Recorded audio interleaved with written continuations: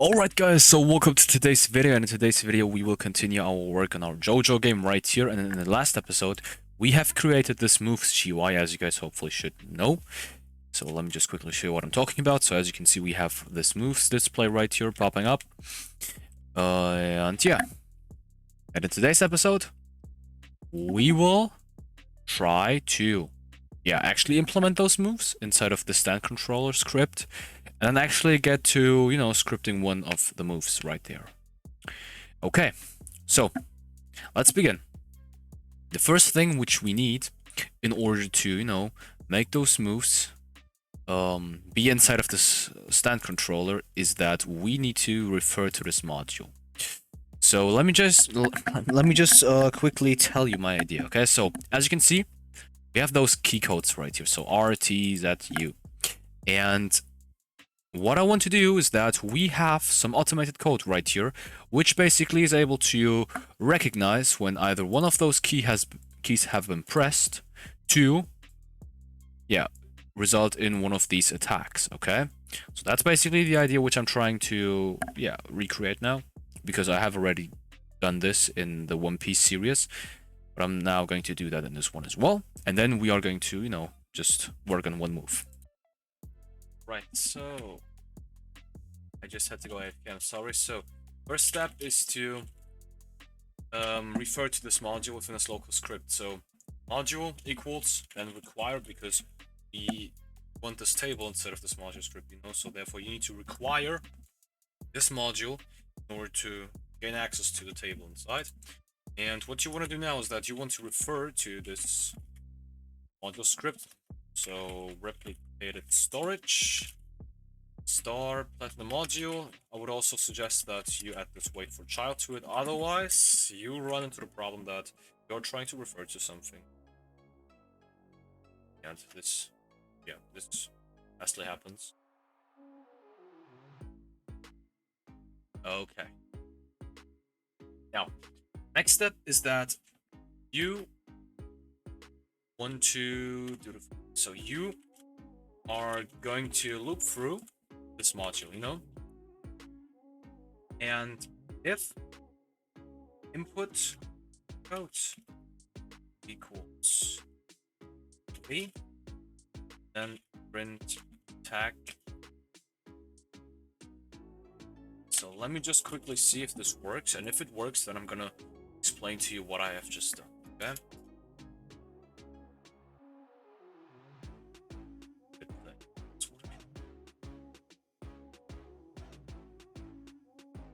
So let me quickly explain you how this works. It is actually pretty easy to understand. So as I've told you in the last video, this is I. Wait, you guys were probably not able to hear me. No, guys, no.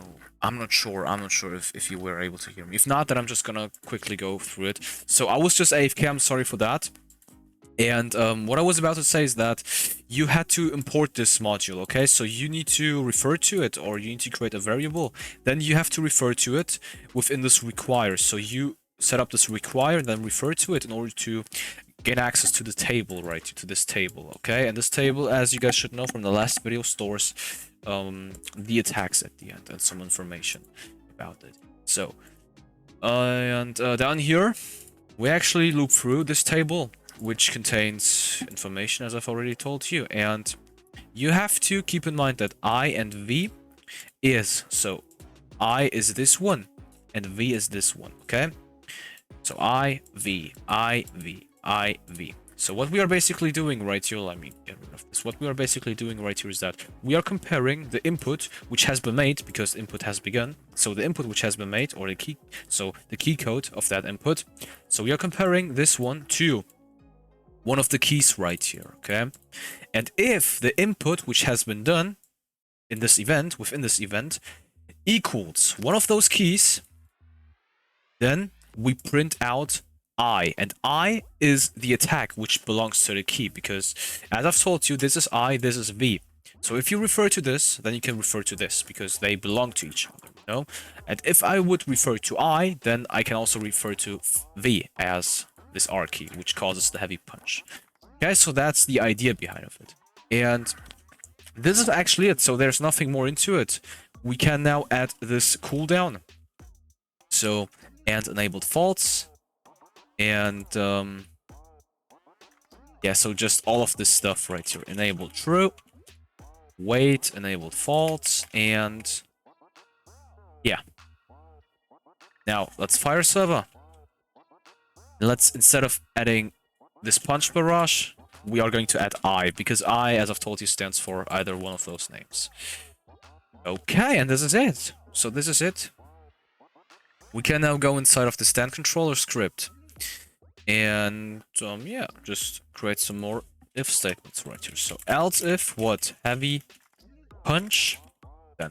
So let me just quickly create this heavy punch attack, because that's pretty easy to do. So we are just going to take this combat. Wait, where is it? So we are just going to take this combat 1 attack, okay? So we are going to take that one, and we are just going to... yeah, just going to play it, and we are going to deal way more damage, okay? So that's the thing which we are going to do. So,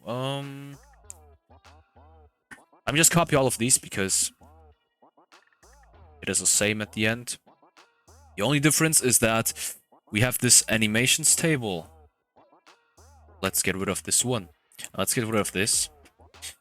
And instead of picking out one of those random animations, which we have put inside of the table, we're just going to pick out this combat 1 animation. So stand combat 1. And we are going to load this one, and we are going to make it play. So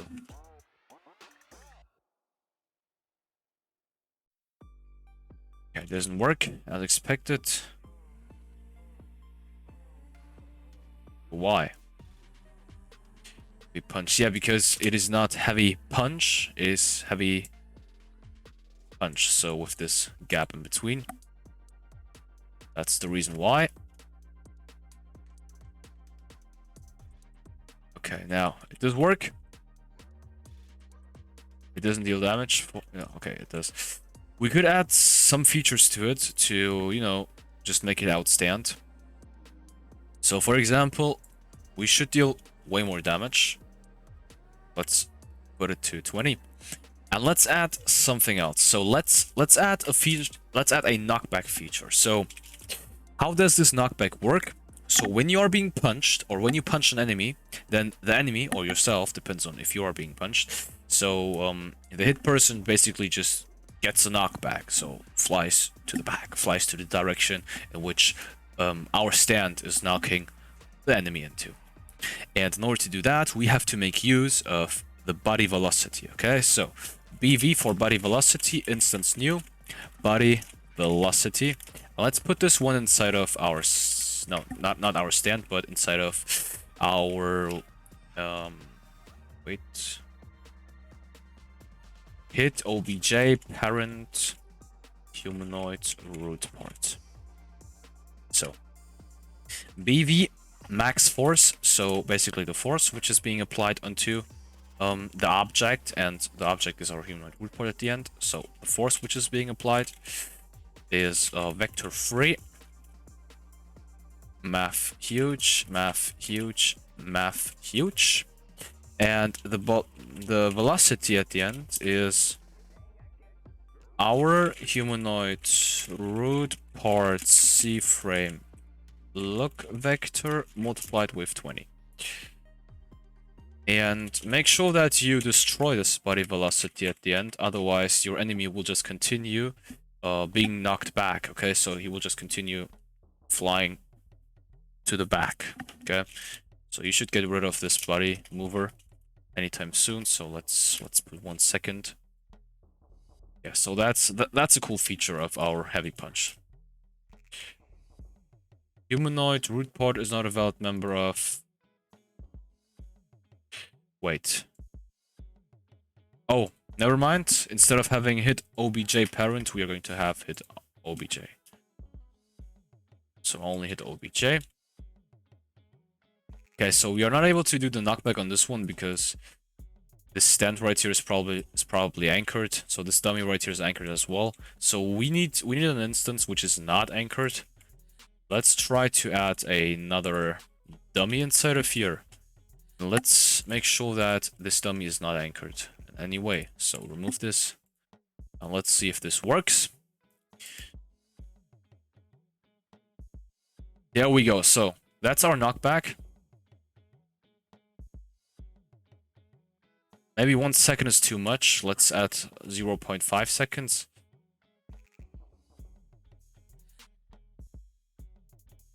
Let's actually add 0.2025. Yeah. Okay. Now, that's it for the heavy punch. So, pretty easy to do. Now, let's work on the heavy kick. Okay? And the heavy kick is just going to be the same thing. So, exactly the same thing, just with another animation. Okay?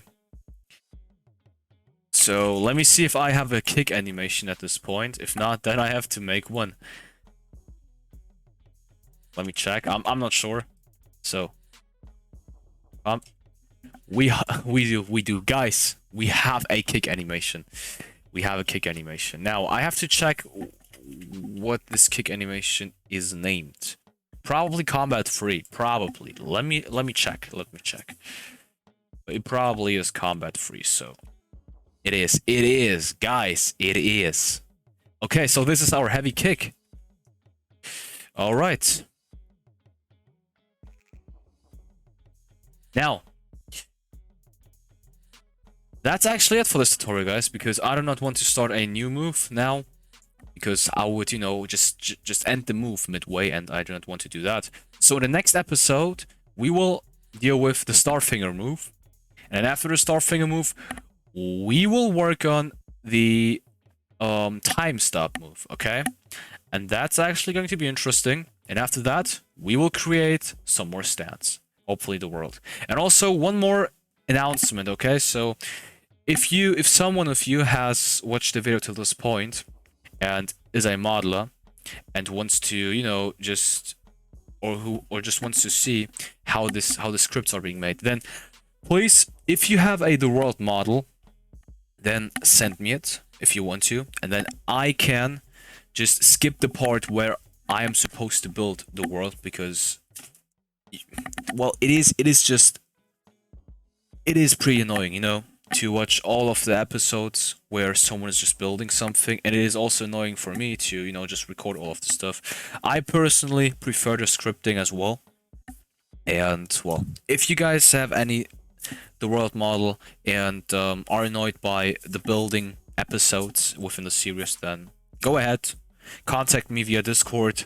So the link is in the description. Contact me on my server. You're allowed to ping me if you want to. For that purpose, of course, okay? So if you're trying to ping me for whatever reason, then, well, then I'm probably not going to answer. But okay. Thank you guys for watching. Leave a like, subscribe, share this video with all of your friends. Leave me feedback in the comment section, guys. Take care and see you in the next episode.